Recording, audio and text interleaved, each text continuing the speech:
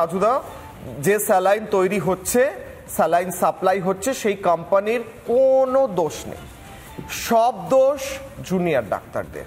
যেখানে যারা অসুস্থ হয়ে এখন পর্যন্ত এসএসকেএম-এ ভর্তি আছেন, তাদের অসুস্থতার পিছনেও জুনিয়র ডাক্তার, যার মৃত্যু হয়েছে তার পিছনেও জুনিয়র ডাক্তার। যে স্যালাইন পাওয়া যাচ্ছে ছত্রাকালা, সেই স্যালাইন দেখার পর্যন্ত কোনো ব্যবস্থা নেই যে এগুলো কি করে সাপ্লাই হচ্ছে, তার পিছনেও কি জুনিয়র ডাক্তার? প্রশ্ন। দেখুন, আপনারা স্যালাইনের পিছনে বলছেন, স্যালাইন বলছেন সেটা রাজ্য সরকারের তরফ থেকে বিজ্ঞপ্তি করা হয়েছিল এবং সেটাকে নিষেধাজ্ঞা করা হয়েছিল। কোনো হসপিটালে একটা দুটো স্টক থাকে, সেটা ভুলবশত যদি করে ফেলে সেটাও ভুল, সেটা অন্যায়। কিন্তু বিষয়টা হচ্ছে সব থেকে বড় অন্যায় যেটা, যে সিনিয়র ডাক্তার 6 জন ডাক্তার যারা সেই সময় মাত্র প্রথম বর্ষ এবং দ্বিতীয় বর্ষের ছাত্রছাত্রীদের উপর অপারেশন ছেড়ে দিয়ে, মানে প্রথম যখন হসপিটালে ভর্তি, মানে মেডিকেলে ভর্তি হচ্ছে, প্রথম বর্ষে এবং দ্বিতীয় বর্ষের ছাত্রছাত্রী যদি অপারেশন করতে যায়, রোগী মারা যাবে, এটাই স্বাভাবিক। আর সিনিয়র ডাক্তাররা সেই সময় 40 কিলোমিটার দূরে গিয়ে তারা প্রাইভেট হসপিটালে গিয়ে চিকিৎসা করাচ্ছে, যার ফলে সেখান থেকে টাকা পায়। তারা অর্থ উপার্জনের জন্য সরকার থেকে টাকা নিচ্ছে, একই সময়ে প্রাইভেট হসপিটালে গিয়ে টাকা নিচ্ছে, তারা প্রাইভেট হসপিটালে গিয়ে চিকিৎসা করছে। অতএব এই দায়টা কার? এই দায়টা সম্পূর্ণ দায়টা কি আসছে না সিনিয়র ডাক্তারদের এবং জুনিয়র ডাক্তারদের? এটা সত্যি হয়ে থাকে, তদন্তে যদি বেরিয়ে এসে থাকে, তাহলে এটা অত্যন্ত নিন্দনীয়। যে চিকিৎসক করেছেন তাদের শাস্তি হওয়াই উচিত, এতে কোনো প্রশ্ন নেই। কিন্তু যে স্যালাইনের বোতলের মধ্যে ছত্রাক পাওয়া যাচ্ছে, কিংবা যে দুজন যাদের এখন পর্যন্ত ডেলিভারি হয়নি বা অপারেশন হয়নি, কিন্তু তাও তারা অসুস্থ হয়েছেন ওই স্যালাইন বা ওষুধ নিয়ে, তাদের ক্ষেত্রে কি করে জুনিয়র ডাক্তারদের বা সিনিয়র ডাক্তারদের ভূমিকা থাকে? আপনারা কোম্পানিকে কেন কোনো কোশ্চেন করছেন না? কোনো কোম্পানি যদি সাপ্লাই দিয়ে থাকে এরকম, আপনারা বলছেন আমরা সেটা ক্যান্সেল করে দিয়েছি, ব্যান করে দিয়েছি, এখনো তো হসপিটালে পাওয়া যাচ্ছে যেখানে ছত্রাক রয়েছে, এই কোম্পানিগুলোকে কেন আপনারা নজরে আনছেন না? নাকি এখান থেকে কোনো বিশেষ সুবিধা পাওয়া যায়? পার্টিকুলার একটা দুটো দোকানে যদি এরকম ঘটনা কোথাও ঘটে, যেটা তন্ময়দার কথা অনুযায়ী যে কারো পক্ষে দেখা সম্ভব নয়, সেটাও ভুল, সেটাও অন্যায়। দোকানের জন্য শাস্তি হওয়া উচিত। যাদের দোকান থেকে পাওয়া গেছে বা কোম্পানির কথা বলছি, তাহলে কোম্পানির কথা করছে, তারা তো একটা দোকানে সাপ্লাই করে না। কোম্পানির কথা যদি বলেন তাহলে পারে ত্রিপুরা, আসাম, উড়িষ্যা, এই সব রাজ্যে তো ওই কোম্পানির স্যালাইন চলছে, এখনো রানিং চলছে। সেখানে কিভাবে এই রাজ্যের হাসপাতালে যাব? না, কথা বলতে গেলে কোম্পানি তো কোম্পানি। আমি কি ত্রিপুরায় গিয়ে চিকিৎসা করব? আমি বলছি একই কোম্পানির স্যালাইন তো চলছে, সেখানে কেন দোষ যাবেন? না, না, অবশ্যই দোষ আছে। যদি একই কোম্পানি যেমন কর্ণাটকে সাপ্লাই করেছিল, তারা সেই কোম্পানিকে ব্ল্যাক লিস্ট করেছে, ত্রিপুরায় যদি হয় তাদেরও ব্ল্যাক লিস্ট করা উচিত। আমি ত্রিপুরাকে কেন ডিফেন্ড করতে যাব? আমার কি ওখানে সম্পত্তি আছে যে আমি ত্রিপুরাকে ডিফেন্ড করতে যাব? আমি বলছি এই রাজ্যে যেখানে আমি চিকিৎসা করতে যাই, সেখানে যদি ফল্টি স্যালাইন আসে, আমি সেটা কেন প্রশ্ন করব না? বিজেপি শাসিত রাজ্যগুলোতে হবে, সেখানে ধোয়া তুলসী পাতা কোনো দোষ নেই। বাংলায় যদি একটা দুটো বিজেপি শাসিত রাজ্য, তৃণমূল শাসিত রাজ্য, রিপাবলিক বা ডেমোক্রেটিক পার্টিও যদি সেখানে থাকে, আমার প্রশ্ন হচ্ছে যে কোম্পানি স্যালাইন ফল্টি সাপ্লাই করছে, আমি বলছি চিকিৎসকদের দোষ থাকলে তাদের শাস্তি হোক, 1000 বার হোক, কিন্তু যে কোম্পানি স্যালাইন ফল্টি এরকম সাপ্লাই করছে তাদের নাম মুখে আনতে কি অসুবিধা হচ্ছে? সেটা একটা পার্ট, কিন্তু আপনি মেন জায়গা থেকে নজরটাকে ঘুরিয়ে দেওয়ার জন্য আপনি স্যালাইনের পিছনে পড়ে যাচ্ছেন। আসল ঘটনা হলো সিনিয়র চিকিৎসকরা জুনিয়র চিকিৎসকদের ঘাড়ে তা চাপিয়ে দিয়ে কিন্তু 40 কিলোমিটার দূরে গিয়ে তারা অপারেশন করবে, সেখান থেকে টাকা নেবে, একই সময়ে সরকারের থেকে টাকা নেবে, একই সময় প্রাইভেট নার্সিং হোম থেকে টাকা নেবে। সেই দোষটাকে ঘোরানোর জন্য আপনারা স্যালাইন করছেন। যে রোগীটা মারা গেছে তার পরিবারকে ওই রোগীকে ফিরিয়ে নিয়ে দিতে পারবে না। উত্তর তন্ময়দা, ডাক্তাররা তো মানে মনস্ট্রাস একটা ইমেজ তৈরি হচ্ছে ডাক্তারদের।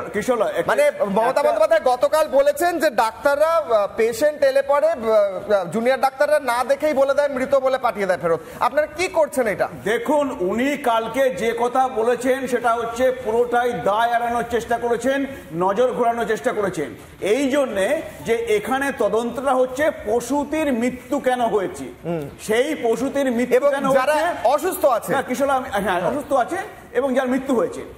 এবং এখানে ময়নাতদন্তের রিপোর্টে বলেছে সেপটিক শকে মৃত্যু হয়েছে, মানে সেপসিস।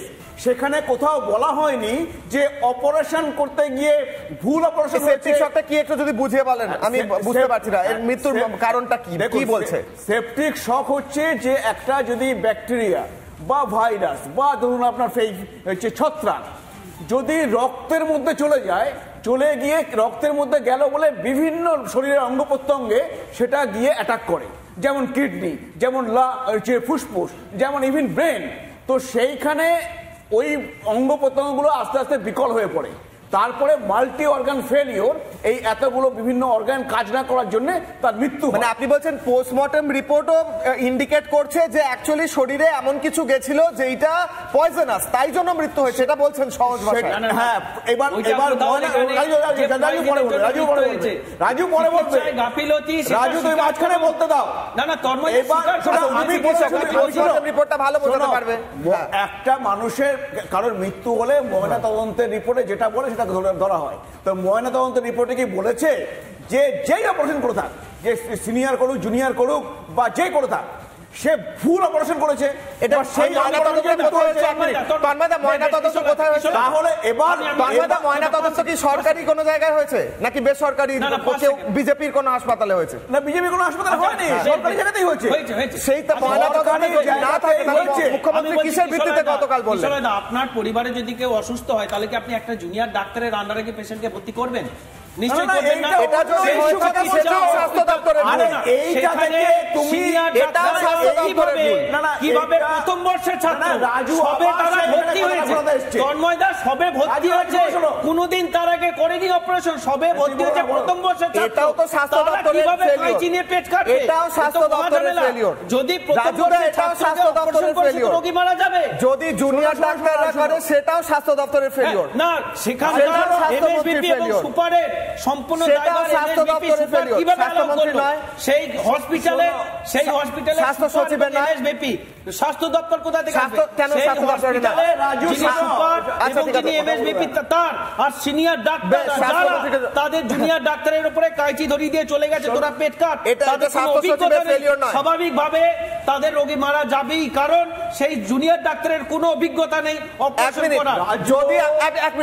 যদি আমি আজকে এখানে দাঁড়িয়ে এমন কোন বক্তব্য রাখি যেটার মধ্যে বড় কোনো ভুল রয়েছে, যেটা কোনো কমিউনালি কিছু হতে পারে, তাহলে আমার চ্যানেল এবং আমার এডিটর ইন চিফ অর্ণব গোস্বামীর বিরুদ্ধে প্রশ্ন তোলা হবে, কারণ আমি তার আন্ডারে কাজ করি, কারণ আমি রিপাবলিক নেটওয়ার্কের কর্মী। সেরকমই এই স্বাস্থ্য দপ্তরের আন্ডারে যদি কোনো হাসপাতালে, সরকারি হাসপাতালের কোনো ডাক্তার অবহেলা করে থাকে, সেটা সেই হাসপাতালের সুপার থেকে শুরু করে স্বাস্থ্য সচিব এবং স্বাস্থ্যমন্ত্রীকে প্রশ্ন করার মতো বিষয় আসেই আসে। আপনি দায় এড়াতে পারেন, আপনারা অ্যাকচুয়ালি নিজেদের ঘাড়ে নিজেরাই বন্দুক চালাচ্ছেন, নিজেদের দিকে নিজেরাই বন্দুক। যদি এটাই যদি হয় তাহলে বহুবার কেন্দ্র সরকার যে বিএসএফ এর অনেক সময়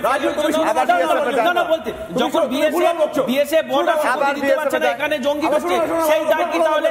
সেই দায়টা কতবার অমিত শাহ দায়? অমিত শাহ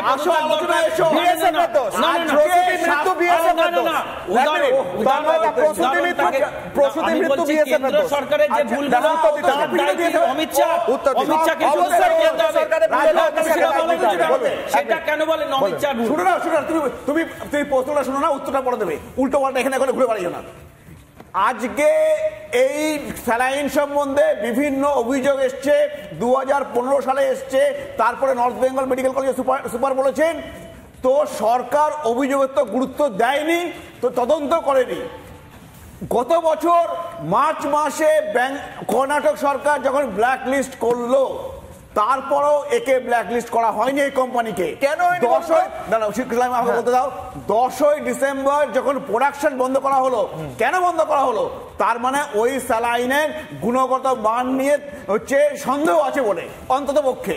তাহলে সেই প্রোডাকশন বন্ধ করে কেন বলা হলো না হাসপাতালগুলোকে যে ওই স্যালাইন দিও না রোগীকে?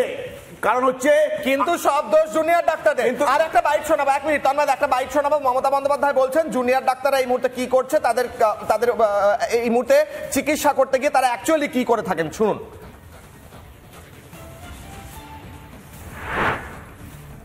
অনেক সময় আমি দেখেছি একটা অ্যাক্সিডেন্ট কেস গেল, প্রথমে জুনিয়ররা দেখে বলে দেয় মারা গেছে, নিয়ে চলে যান।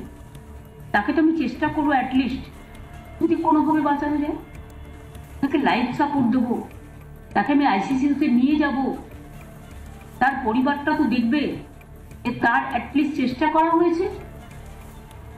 অনেক কেস তো এরকমও আছে যে কোমায় চলে যাওয়ার পরেও ফিরে এসছে। কাজে পত্রপাঠ বিদায় দেওয়াটা আমাদের কাজ নয়।